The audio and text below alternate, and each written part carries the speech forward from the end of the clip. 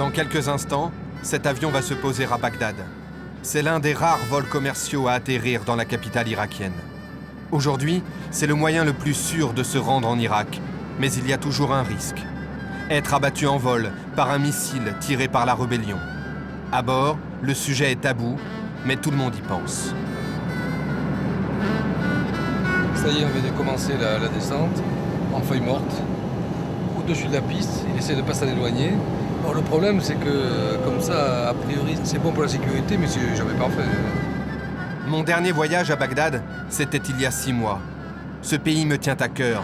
Mon premier séjour remonte à 1979, la guerre entre l'Irak et l'Iran.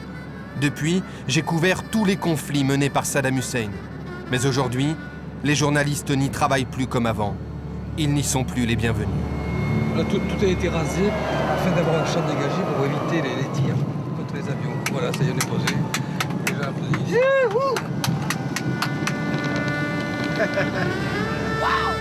Enlèvement, exécution, voiture piégée, kamikaze. Comment exercer notre métier de journaliste dans ces conditions?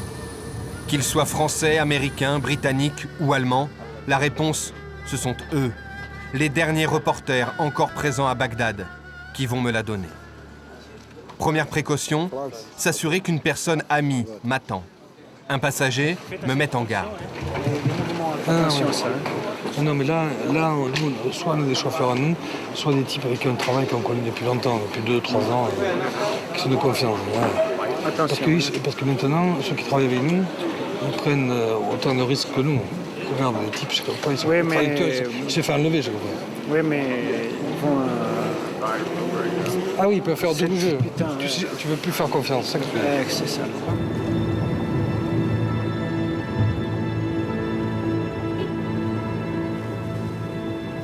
Ce mur a été construit le long de l'autoroute pour empêcher les tirs qui pourraient venir des maisons. Alors c'est surmonté par un barbelé pour éviter qu'il y ait des tireurs qui puissent monter et tirer par-dessus le mur. Et aussi lancer des grenades, alors ils surélèvent le béton. Je vais retrouver mon guide au premier barrage américain. Vous ne verrez pas son visage. Je vais l'appeler Karim, il craint pour sa vie. Je le connais depuis 2 ans. C'est un ami d'Hussein Hanoun al-Saadi, l'interprète de Florence Obna, otage en Irak depuis 78 jours.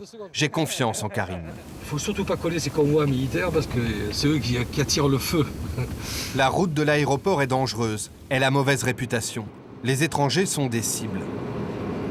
Il faut se méfier aussi. Ils viennent à la hauteur, ils tirent comme ça. Là.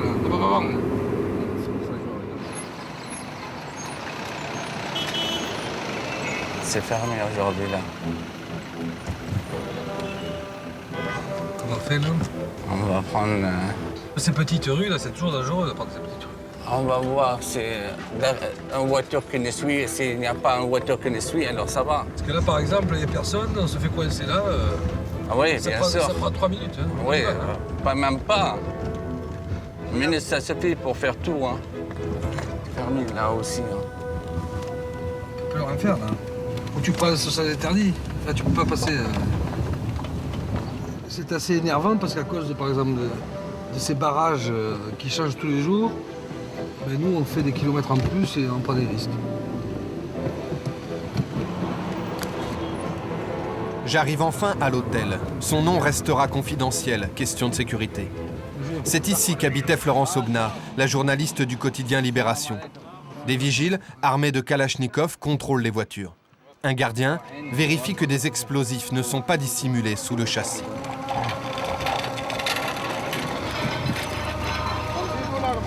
Par crainte d'une voiture kamikaze, aucun véhicule ne s'approche du bâtiment. À l'intérieur, partout des hommes en armes. Ce sont d'anciens militaires employés par des sociétés de sécurité.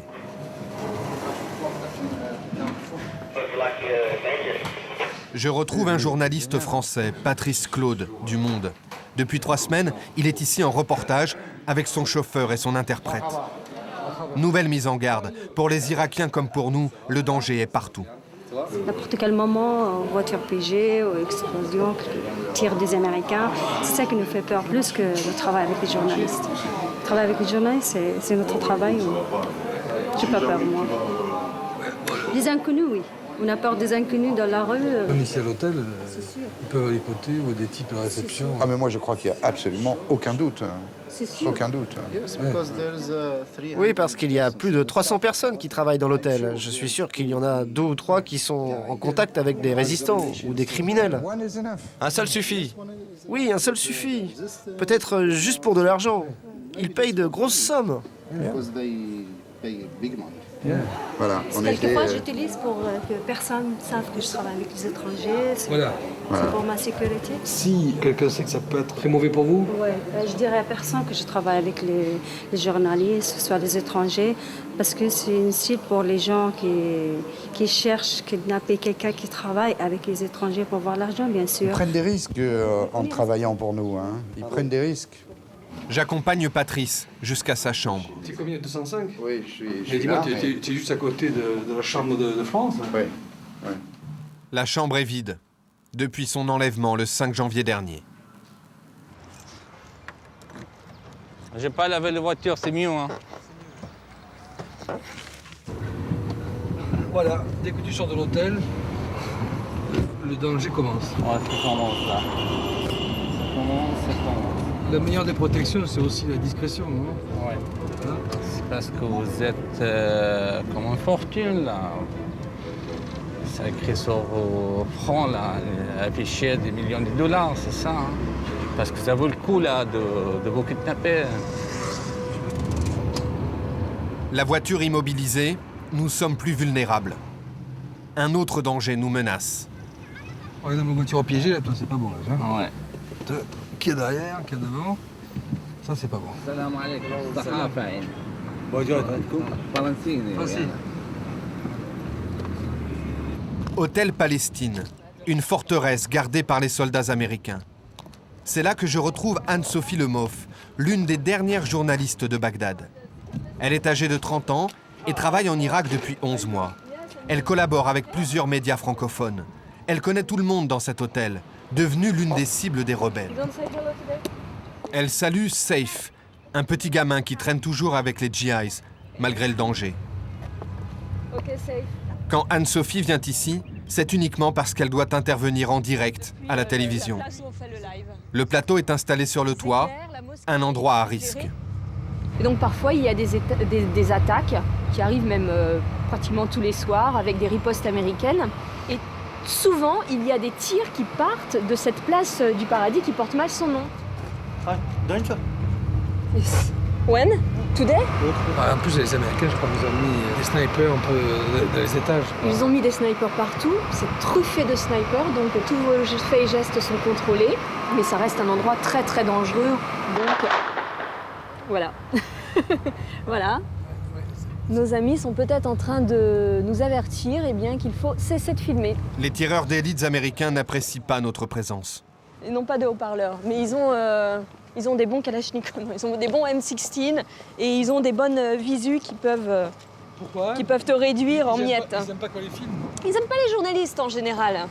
Ouais. Donc c'est un premier tir de sommation et un tir qui peut, comme de nombreux Irakiens, t'emmener à l'hôpital et te tuer. Anne-Sophie n'habite pas l'hôtel. Elle accepte de me conduire chez elle, un appartement qu'elle doit quitter bientôt. Donc c'est très réduit, voilà. La pièce où je travaille, le royaume. Et C'est quand même le fun sur la rue. donc voilà, quand je sors en général, surtout quand je vais dans la zone verte, où les Américains ils sont présents en masse, je prends le gilet pare-balles. Et c'est un peu du rafistolage, je rajoute une plaque, ce qui peut protéger et donner une allure encore plus forte, qui s'apparente davantage à la femme irakienne. Quand je vais m'acheter des habits, beaucoup me le disent, si tu te maquilles un peu plus, tu pourras apparaître comme une kurde. Tout est en fait dans la manière de mettre le voile. J'ai donc appris à pouvoir le faire tenir et être le plus discrète possible dans la rue. En fait, ça n'évite pas le danger, hein, ça j'en ai bien rendu compte, mais c'est davantage pour se protéger déjà psychologiquement.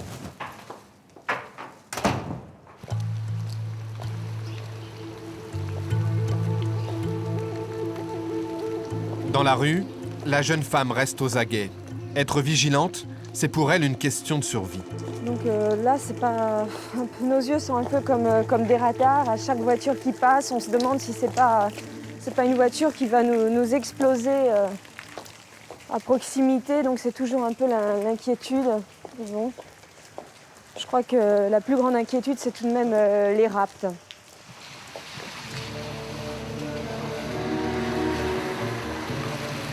Une voiture ralentit. Elle s'arrête. Fausse alerte. Anne-Sophie connaît la passagère. Je l'accompagne à l'un de ses rendez-vous. On va pas loin, là. On va dans le quartier de Karada. C'est un quartier assez paisible, où vivent majoritairement des chrétiens. Là aussi, il y a un problème, parce que là où il y a des chrétiens, depuis quelques mois, il peut y avoir des voitures piégées. Oui, en effet, il y a eu des attaques massives contre les chrétiens, mais ça reste quand même un des quartiers les plus sécurisés de Bagdad, où on a au moins un sentiment de liberté. Il n'y a pas autant de barbelés. Anne-Sophie doit rencontrer le père Youssef Thomas, que je connais depuis la guerre. Mais Karim n'est pas tranquille. Les maisons des chrétiens sont devenues la cible des fanatiques. Vite là, parce que je ne vois pas qu'on peut être opéré quand même. On va faire rentrer la voiture dedans. Tu vas rentrer la voiture. Oui, mais faites Voilà, ça je vais vite, te faire rentrer la voiture.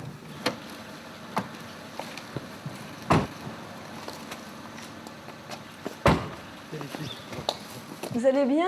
Oui, et vous? Comment allez-vous? Ça va bien, mon père? Merci, ça va. Écoutez, oui. Oui. Ça va pas le passer par vous.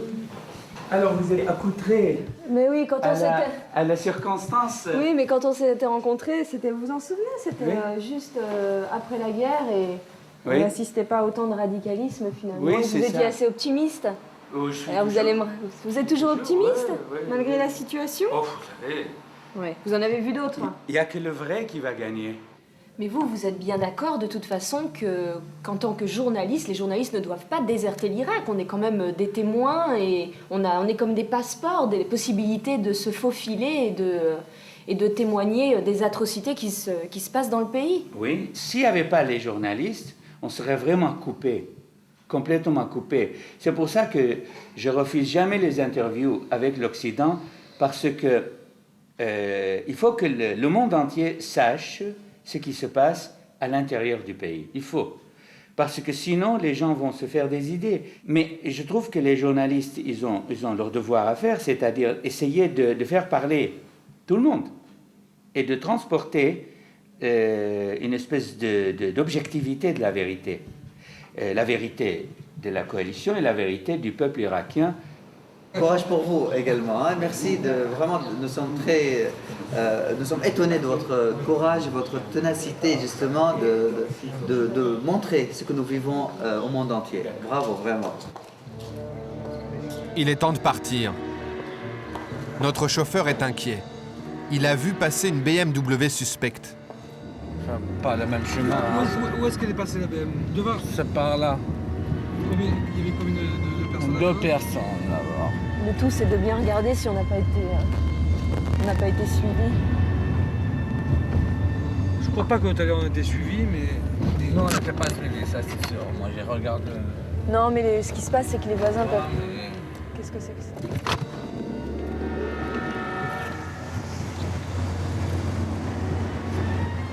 Ah, ici, la BMW, c'est la voiture de la terreur.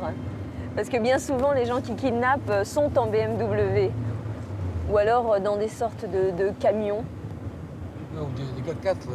Des 4x4, des GMC. Non, les GMC, c'est plutôt pour ceux qui sont candidats au suicide, tandis que les BMW sont réputés pour facilement s'ouvrir, une main qui se tend, et hop, vous êtes kidnappé en moins de 5 minutes. Parfois, il en suffit de 3 ou 4 pour que vous disparaissiez. Karim ne dit plus rien. Je le sens tendu. Pourquoi tu n'es pas bien aujourd'hui? Ben, c'est parce que ma femme, là, ce matin, elle m'a supplié, elle m'a dit... m'a demandé de ne pas sortir de l'hôtel, de ne pas quitter l'hôtel aujourd'hui parce qu'elle avait peur, elle avait un rêve, là. Hier soir. C'est pour ça que je ne me sentais pas à l'aise, là. Elle m'a vu ensemble avec Hossein et Florence, et ça, c'est la... En tout cas, les mecs qui vont nous kidnapper aujourd'hui, ils ont intérêt de savoir nager. Hein.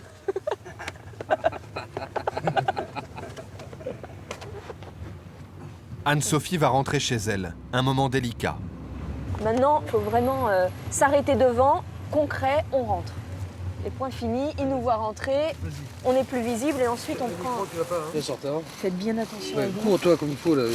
Non, mais c'est bon, là, c'est bon, je suis connue. C'est là que c'est le plus dangereux, d'ailleurs. Allez, ciao. Allez, ciao.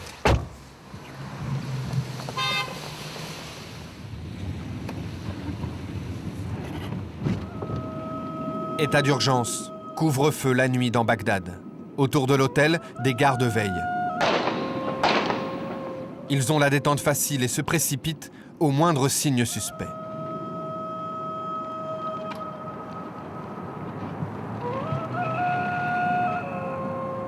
Cet homme a failli être abattu sous mes yeux. Du balcon de ma chambre, j'épie une patrouille américaine qui contrôle le périmètre.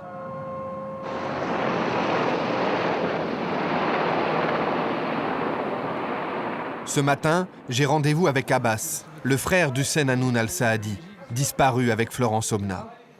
Il a mené sa propre enquête. Il affirme avoir retrouvé des témoins du rapt. Je pense que les kidnappeurs ont agi à l'extérieur de l'université. Peut-être non loin de là, à côté du pont. Des gens ont cru voir des voleurs. En fait, c'étaient les ravisseurs qui passaient à l'action, tout près d'une entreprise qui s'appelle Nasser. Peut-être qu'ils attendaient que Hussein et Florence arrivent pour les kidnapper. Peut-être aussi qu'ils les avaient suivis et connaissaient leurs allées et venues. Un petit garçon et son père ont en tout cas vu mon frère à cet endroit dans sa voiture. Quel type de voiture était-ce? Ils me l'ont décrite. C'était une Chevrolet modèle Dauphin. Hussein était avec Florence. Ils leur ont bandé les yeux et attaché les mains. Et ils les ont poussés dans une autre voiture. Combien étaient-ils pour kidnapper votre frère? Ils m'ont dit qu'ils étaient 8, plus 4 autres qui faisaient le guet pour surveiller la route et les autres voitures. Quelle heure était-il? Il était à peu près 15h, 15h30.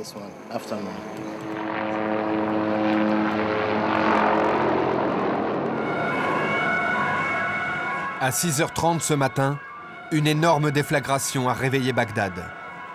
Un kamikaze s'est fait exploser dans son camion, à côté du ministère de l'Agriculture. Il visait un hôtel qui abrite des Américains. L'un des premiers à filmer l'attentat, c'est lui, Abou Ali, le caméraman vedette de l'agence de presse britannique Reuters.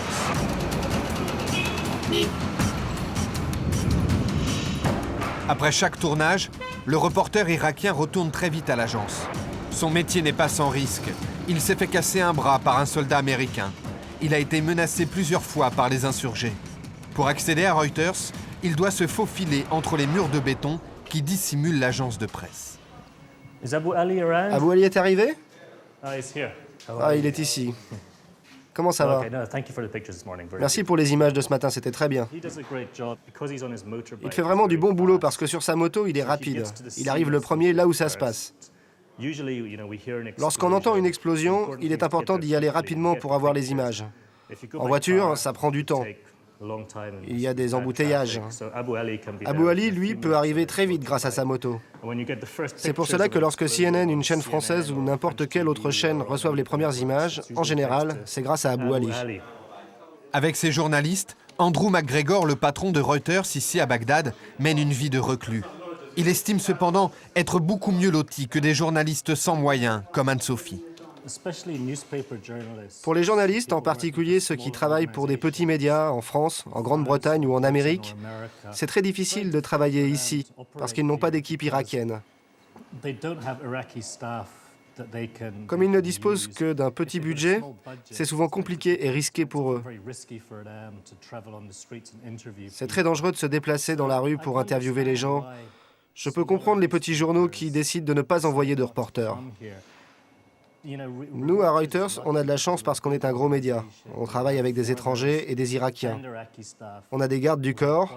C'est plus facile pour nous de recueillir l'information. On dispose des ressources dont on a besoin pour notre sécurité. Andrew McGregor ne s'aventure jamais au-delà du mur de béton qui ceinture son bureau. Derrière sa muraille, le Britannique vit comme un ermite.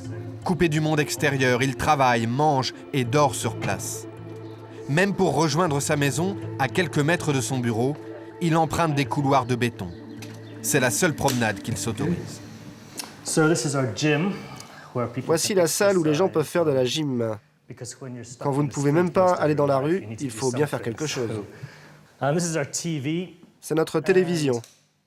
On a aussi des radios pour les appels d'urgence en cas d'attaque dans la rue. Par exemple, ce matin, on a entendu beaucoup d'échanges de tirs et une grosse explosion. En cas de nécessité, on doit se réfugier quelque part. Je ne peux pas le montrer à la caméra. Mais on a un plan. En cas de problème, on s'enferme en lieu sûr. C'est au premier étage que se trouve la chambre d'Andrew, son jardin secret, dont il n'a guère le temps de profiter. C'est ma chambre.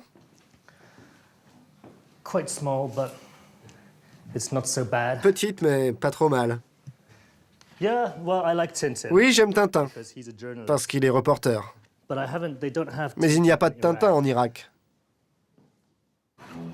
La nuit approche. Je choisis de retourner à l'hôtel au plus vite. Les bureaux sont vides. Oui, là, on rentre un peu tard. Il faut mieux rentrer à l'auto quoi. Avant la nuit, il y a tous ces mecs qui regardent. Je sais jamais qui c'est.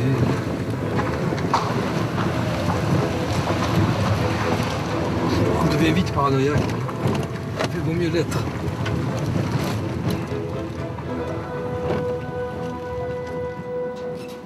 Le lendemain, j'ai rendez-vous avec Luc Valpot, journaliste de la ZDF, la télévision allemande.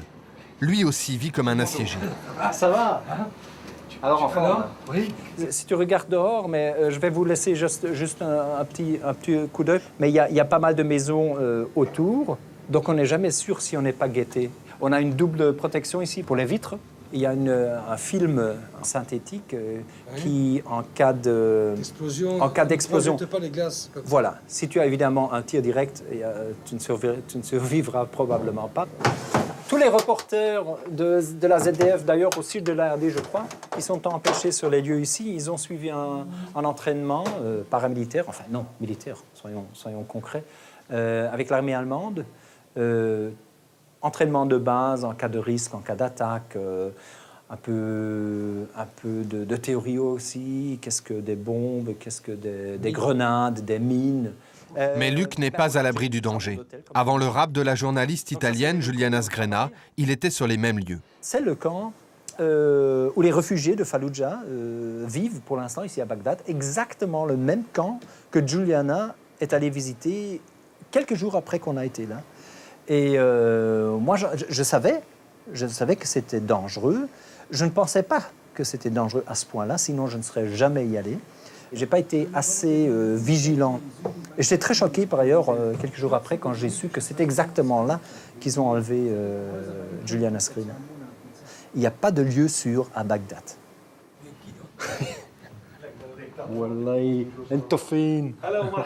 You are late. Vous êtes en retard? Oui, mais il y avait des embouteillages. Luc s'inquiétait pour son équipe irakienne. Il les avait envoyés tourner à l'extérieur. Est-ce que vous avez pu faire les deux sujets? Ils sont devenus des amis. Le journaliste est un médecin à la retraite, le caméraman un ex-ingénieur.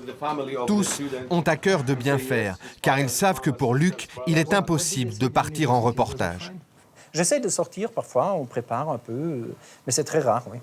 La semaine passée, je suis sorti pour tout et en tout 2 fois. Ouais. Et c'est très précieux, évidemment, d'avoir des gens auxquels on peut se fier. Et dans un contexte pareil, c'est important. On estime qu'en Allemagne, du moins, que si on doit venir ici avec des gardes du corps, ça ne vaut pas la peine. On a franchi la limite, quoi. On devient partie prenante dans un conflit où il vaudrait mieux ne pas être entraîné. Donc c'est pour ça que on vient sans bodyguard, sans garde du corps, on n'est pas armé. Donc, en fait, ces Irakiens ici sont mon assurance vie. Il y a une question déontologique et il y a une question personnelle aussi. Je ne suis pas militaire, moi, je suis journaliste. Pour Luc Valpeau, les limites du journalisme télévisé ne sont pas loin. Mon dernier rendez-vous, c'est ici avec John Burns. Il ne s'avise jamais de sortir de chez lui sans être ultra protégé. La soixantaine, dont plus de la moitié au New York Times, Burns est le chef du bureau à Bagdad du grand quotidien américain. Pour lui, on peut faire du journalisme en Irak. Il y a toujours le moyen de faire son travail. Il faut chercher, il faut prendre des précautions de sécurité. C'est difficile, mais on peut le faire. Par exemple, on emploie des gardes du corps. Nous avons hésité pendant des mois et des mois avant de décider de faire ça, parce que les principes de notre profession nous empêchent de venir ou de sembler comme des combattants.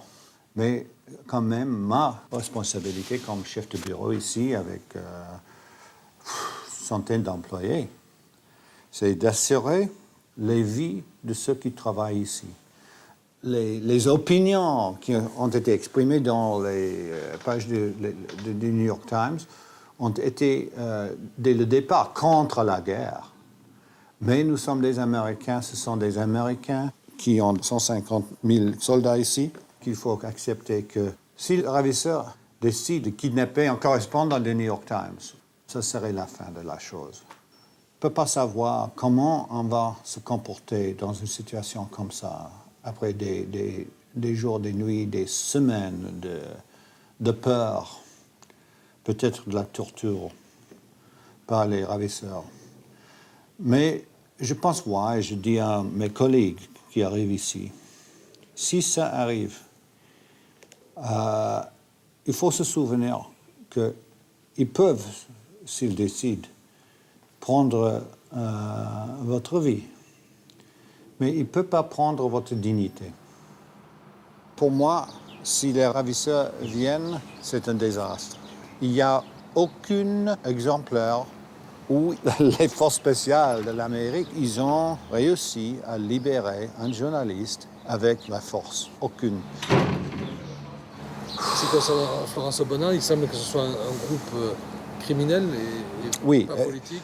Comme Florence Obona est toujours en vie, on peut espérer.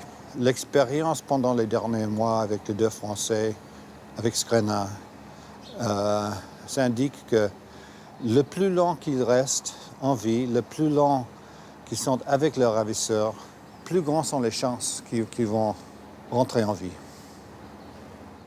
À 13h, l'équipe se réunit pour déjeuner. Tous sont volontaires pour venir ici. Mais au dehors, ils préfèrent dire qu'ils sont français plutôt qu'américains. L'interprète dit que nous sommes d'un journal français. Alors c'est moins dangereux. Ça veut dire que tu es français aussi. Ouais, mais je parle anglais, c'est évident, oui, mais on l'accepte, je ne sais pas pourquoi. C'est évident que maintenant, où on est français, ou italien, ou anglais, il n'y a aucune différence pour les ravisseurs au moment du kidnapping. Après, peut-être, Mal Bruno, il m'a dit que, savez-vous, dès le moment où les ravisseurs nous ont pris, ils ont dit c'est votre bonne chance que vous êtes des Français et pas des Anglais ou des Américains que nous aurons tués immédiatement. Immédiatement. We would have cut your heads off immediately.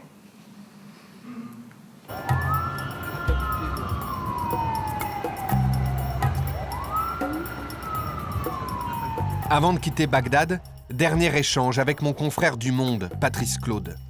Malgré les risques, Patrice ne peut pas imaginer que les journalistes ne couvrent plus d'Irak. Il en est persuadé, les enjeux de cette guerre nous concernent tous. Il faut qu'on informe, quoi. L'Irak est quand même un problème, une question capitale pour l'avenir, d'abord non seulement de ce pays, mais de tout le Proche-Orient, et peut-être même au-delà. C'est absolument capital qu'on sache ce qui se passe. Parce qu'en plus, on ne peut pas entièrement faire confiance ni au gouvernement irakien, ni aux forces multinationales, qui quand même, on l'a vu très souvent, depuis 2 ans que je viens ici, je les ai pris en flagrant délit, et je ne suis pas le seul, très souvent, de mensonges purs et simples.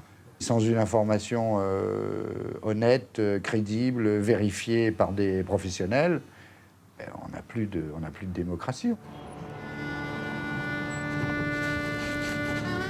La violence, elle, est désormais le quotidien des Irakiens. Comme partout, les enfants jouent à la guerre. Mais à Bagdad, ils font semblant de mourir.